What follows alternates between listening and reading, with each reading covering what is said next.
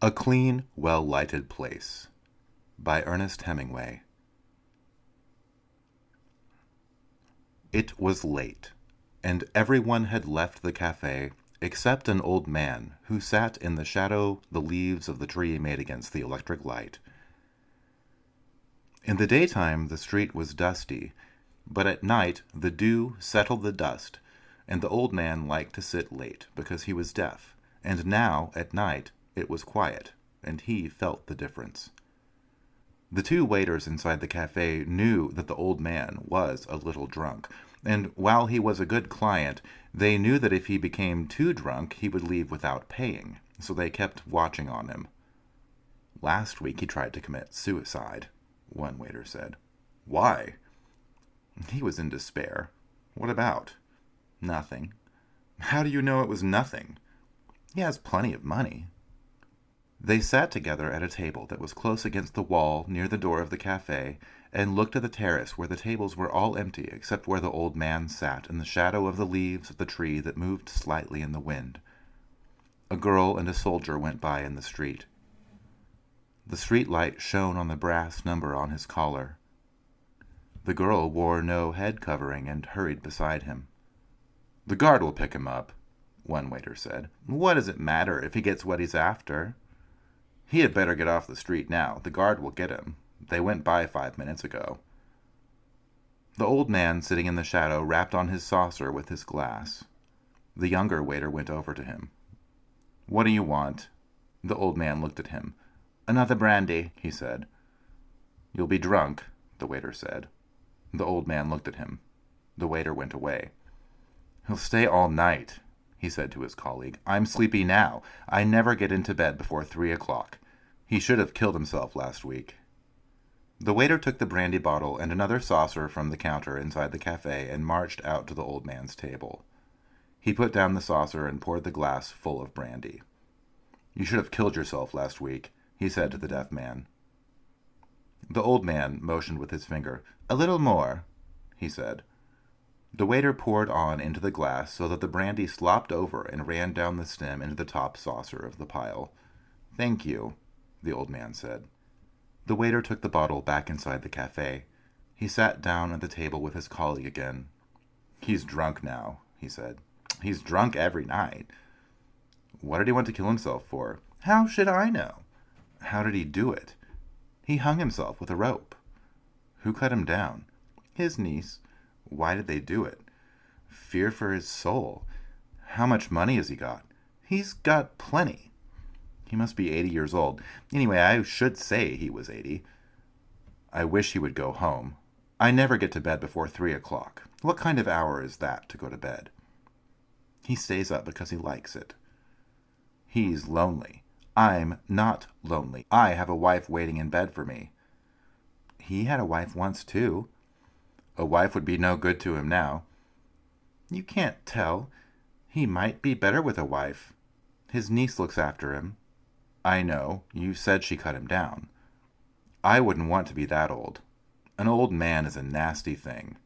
"Not always. This old man is clean. He drinks without spilling. Even now, drunk. Look at him." "I don't want to look at him. I wish he would go home. He has no regard for those who must work." The old man looked from his glass across the square, then over at the waiters. "Another brandy," he said, pointing to his glass. The waiter, who was in a hurry, came over. "Finished," he said, speaking with that omission of syntax stupid people employ when talking to drunken people or foreigners. "No more tonight. Close now." "Another," said the old man. "No, finished." The waiter wiped the edge of the table with a towel and shook his head. The old man stood up, slowly counted the saucers, took a leather-coined purse from his pocket, and paid for the drinks, leaving half a peseta tip. The waiter watched him go down the street, a very old man, walking unsteadily, but with dignity. "Why didn't you let him stay and drink?" the unhurried waiter asked. They were putting up the shutters. "It's not 2:30. "I want to go home to bed." "What is an hour?" "More to me than him. An hour is the same." "You talk like an old man yourself. He can buy a bottle and drink at home." "It is not the same." "No, it is not," agreed the waiter with a wife. He did not wish to be unjust. He was only in a hurry. And you? You have no fear of going home before your usual hour? Are you trying to insult me? No, hombre, only to make a joke. No, the waiter, who was in a hurry, said, rising from pulling down the metal shutters. I have confidence. I am all confidence.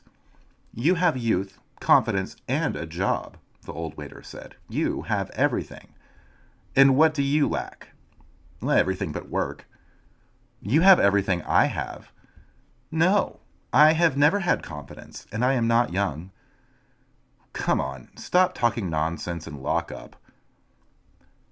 I am of those who like to stay late at the cafe, the older waiter said, with all those who do not want to go to bed, with all those who need a light for the night. I want to go home and into bed. We are of two different kinds, the older waiter said. He was now dressed to go home.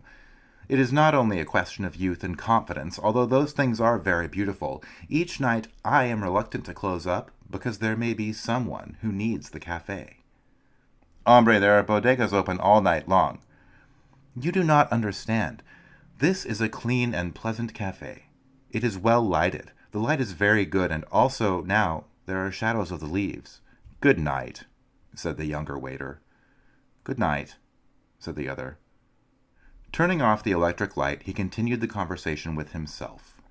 It is the light, of course, but it is necessary that the place be clean and pleasant. You do not want music. Certainly you do not want music, nor can you stand before a bar with dignity, although that is all that is provided for these hours. What did he fear? It was not fear nor dread. It was a nothing that he knew too well. It was all a nothing, and a man was nothing too. It was only that, and light was all it needed, and a certain cleanness and order. Some lived in it and never felt it, but he knew it all was nada y pues, nada y pues nada. Our nada, who art in nada, nada be thy name. Thy kingdom nada, thy will be nada in nada, as it is in nada.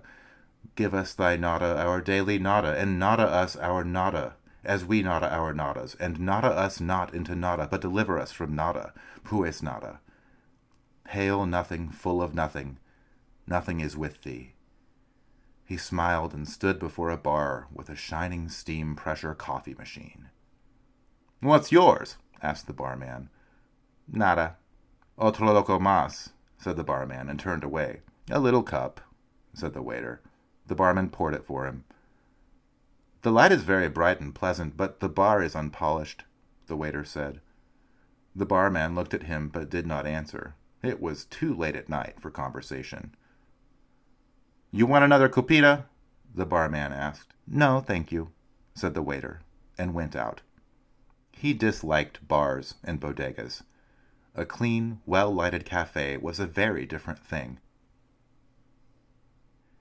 Now, without thinking further, he would go home to his room. He would lie in the bed, and finally, with daylight, he would go to sleep. After all, he said to himself, it is probably only insomnia. Many must have it.